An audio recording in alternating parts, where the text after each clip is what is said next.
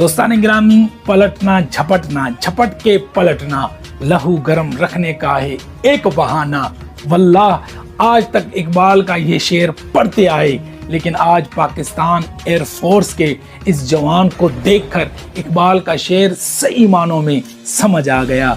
ये है इकबाल का वो शाहीन जिसके बारे में इकबाल ने फरमाया, ये गाजी ये तेरे पुरअसरार बंदे जिन्हें तूने बख्शा है ज़ोके खुदाई, तो नीम इनकी ठोकर से सहरा वो दरिया, सिमट कर पहाड़ इनकी हेबत से राई, तो आलम से करती है बेगाना दिल को, अजब चीज़ है लज्जत आशनाई, और शहादत है मतलूब व मकसूद मोमिन, न माले गनीमत न किशो कुशाई।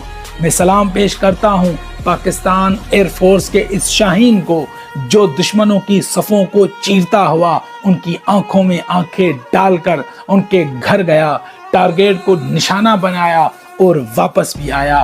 पाकिस्तान का सर आपने पूरी दुनिया में फख्र से बुलंद कर दिया।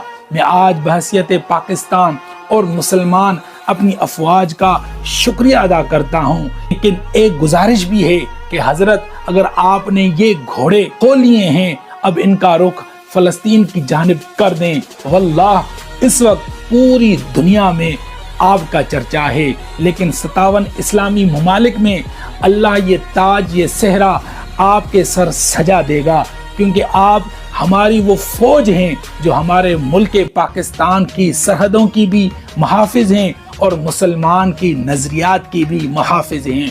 हमारा इस वक्त नजरिया फलस्तीन की तरफ है। फलस्तीन की वो बच्चियां जिन्होंने जिस रोज पाकिस्तान एटमी मुल्क बना था तो अपनी गलियों में चरागा किया था कि आज हमारा मुसलमान भाई एटमी ताकत बन गया है, अब हमें दुनिया से घबराने की जरूरत नहीं। लेकिन आज फलस्तीन की माएँ और बच्चियां पाकिस्तान की जानिब देख रही हैं। मेरी ये गुजारिश है कि अल्लाह करीम आपको बड़ी इज्जत से नवाजेगा।